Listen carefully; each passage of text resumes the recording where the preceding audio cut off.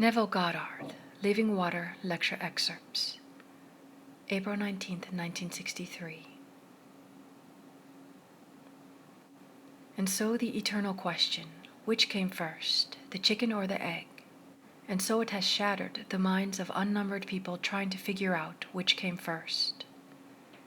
For reasons tell us you couldn't have a chicken unless you have an egg, and how could you have an egg unless you had a chicken? So which came first? The eternal problem. You can resolve it in no time with imagination. That's a foolish question, and any attempt on the part of man to answer it is a foolish answer. They came from each other. I came from God, and God came from me. I'm just like the egg, and God from himself I fell. He caused me to fall as the hen causes the egg to fall. And then from the slate I simply rose like a chicken out of the egg. And that's the end of the doctrine of evolution. I am one with the very being in whom I was before I fell from him.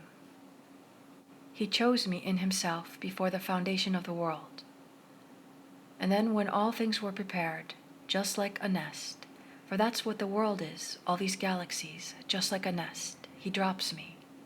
I fall upon God right into the nest, and after incubation, I, by an effort within myself, come out. And so that eggshell is just like your skull. It's sealed, just as your skull is sealed, and within it is all that was its seeming creator. No more, no less. When it's all complete, you will come out. When it comes out, you will be one with God, just like God, containing within itself the same power to beget itself and drop its own being into the galaxies and let gods appear. And so only imagination can bridge that gap between which came first, the chicken or the egg. No, they come from each other.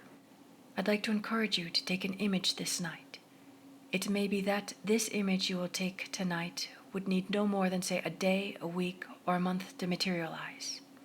I do not know the interval of time, but take a lovely, noble concept of yourself, where you are contributing to the world's good, where you really contribute and feel clean and wholesome in that contribution. What would it be like were it true?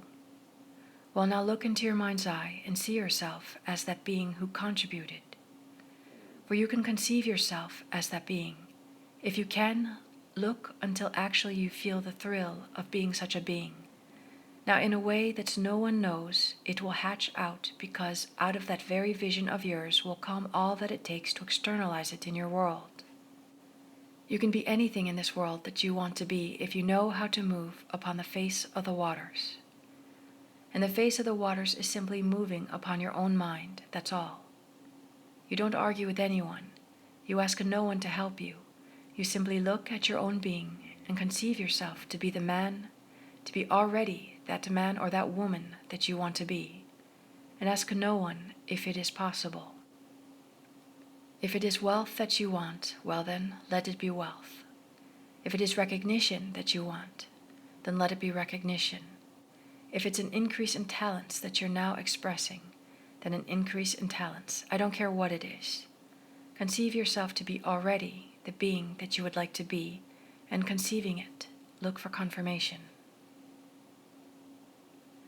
A nice way to see yourself as that is to bring a friend into your mind's eye and have your friend, by his expression and the sound of his voice and what he is saying, confirm that he sees you, such a being.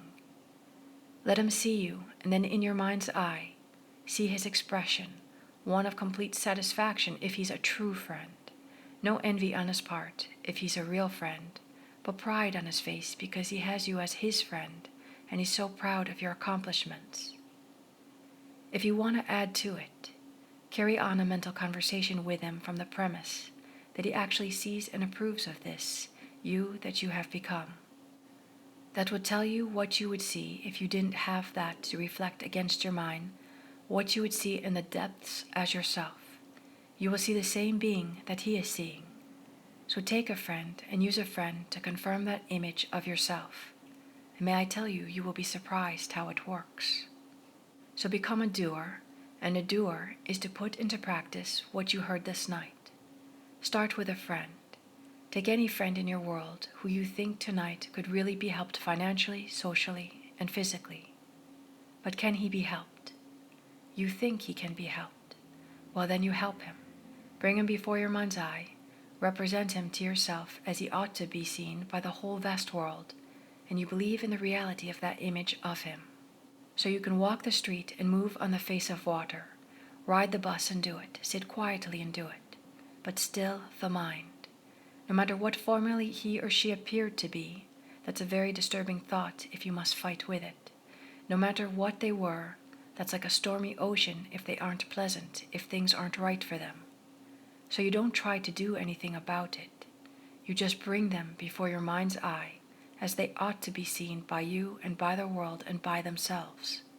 And so you put that as the image to be reflected from this wonderful moving water, which is your own mind.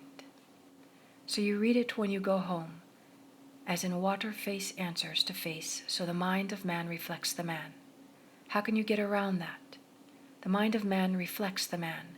So a man is complaining that society is not kind to him, that the boss on the job is too cruel, and he's not making enough money.